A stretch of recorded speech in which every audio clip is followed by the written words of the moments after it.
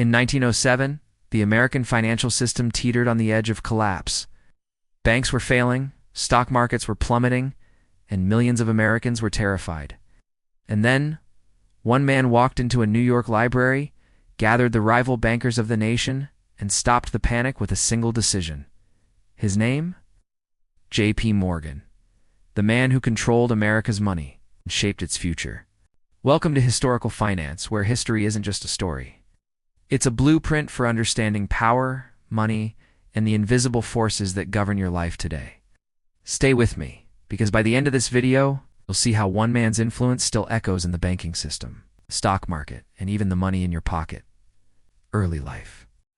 John Pierpont Morgan was born in 1837 in Hartford, Connecticut, into a world of wealth and expectation. His father, Junius Spencer Morgan, was a banker with transatlantic connections. His mother, Juliet Pierpont, was a woman of intelligence and religious conviction. From a young age, Morgan displayed discipline, intelligence, and an almost uncanny sense of timing. But unlike other heirs, he didn't inherit just money. He inherited networks, strategy, and ambition. As a teenager, Morgan's schoolmaster asked him why he wanted to be a banker. He replied, "To control the flow of money, because money controls everything else." No one laughed. No one doubted him. That sentence would define a lifetime. By the time he was 28, Morgan had already orchestrated deals that would have made lesser bankers tremble. Railroads, steel companies, insurance, all came under his influence. But he wasn't content with mere wealth. Morgan wanted control, rise to power. In the 1870s, American banks were fragmented, undercapitalized, and often reckless. Corporate America lacked a stabilizing force. Morgan saw an opportunity, be the center of that storm. He didn't just finance companies, he controlled them. He reshaped bankrupt railroads, reorganized failing industries, and turned chaos into order. During the Panic of 1873, dozens of railroads collapsed. Morgan personally bought, restructured, and stabilized over a dozen lines, preventing total collapse.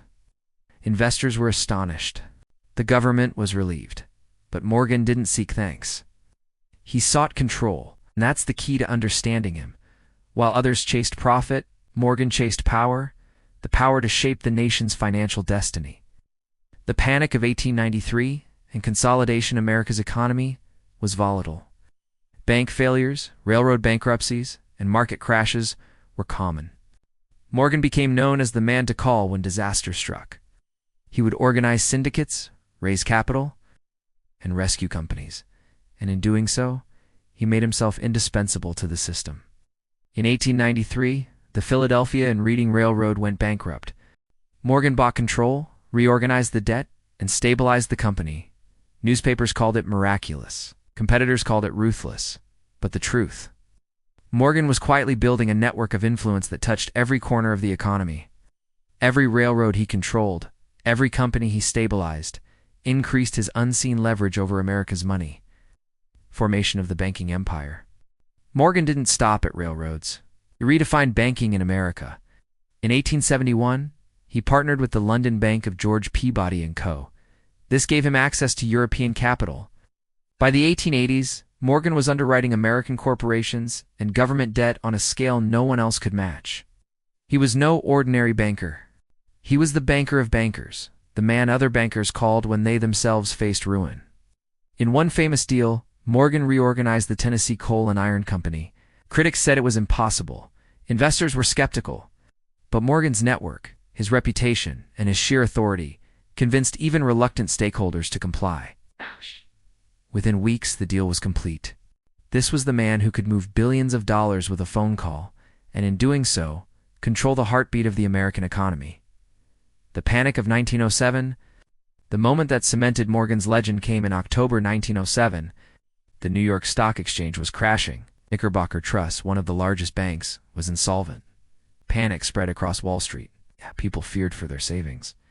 Morgan called the nation's leading bankers to his library. Together, they coordinated a bailout unprecedented in American history. Morgan personally inspected bank ledgers, negotiated with executives, and effectively stabilized the system with his authority alone. No government intervention, no Federal Reserve. Just one man, his reputation, and his network. In that moment, the survival of America's financial system rested on the judgment of a single individual: the birth of the Federal Reserve. The panic of 1907 exposed a critical flaw. The U.S. had no central bank to manage liquidity in crises. Morgan's handling of the panic convinced policymakers that centralized control was essential. In 1913, the Federal Reserve was established, an institution built on principles Morgan had demonstrated for decades: central coordination, control of credit, and the stabilization of markets. Morgan didn't just save banks, he engineered the system that would later institutionalize his methods, creating mechanisms to prevent future crises, but in a way that concentrated power in centralized hands. In other words, the Federal Reserve is a legacy of Morgan's vision, still influencing every dollar you earn, save, and spend today. Trusts, corporate control, and strategy. Morgan's genius wasn't just in saving companies, it was in structuring them for control. He pioneered the holding company model, allowing one entity to control multiple corporations. He organized banks, steel, and railroads into interlocking directorates, boards of directors overlapping, ensuring that decisions flowed according to his influence. During negotiations with Carnegie Steel, Morgan orchestrated the $480 million buyout that created U.S. Steel, America's first billion-dollar corporation. The press called it unprecedented, but the reality: Morgan had quietly consolidated control of critical industries, leaving competitors powerless. Morgan didn't just invest, he built structures that survived beyond him, shaping American capitalism for generations. Modern influence: Morgan died in 1913, but his influence didn't die with him. The banks he controlled evolved into modern giants: J.P. Morgan Chase, Citibank, and others. The interlocking structures he perfected are still visible in today's financial networks. During the 2008 financial crisis, J.P. Morgan Chase executives invoked Morgan's philosophy: stability through concentrated action, echoing his tactics from over a century earlier. The methods of one man from the 19th century still guide decisions worth trillions today. Every time a bank is bailed out, a central bank intervenes. Or Wall Street stabilizes after panic, you're witnessing the echo of Morgan's influence. The lessons of Morgan. Morgan's life teaches a brutal truth: money is power, but influence multiplies it exponentially. Networks can replace capital. Reputation can enforce authority. Structures can outlive their creator, Morgan once said. Money's only a tool. It will take you wherever you wish, but it will not replace you as the driver.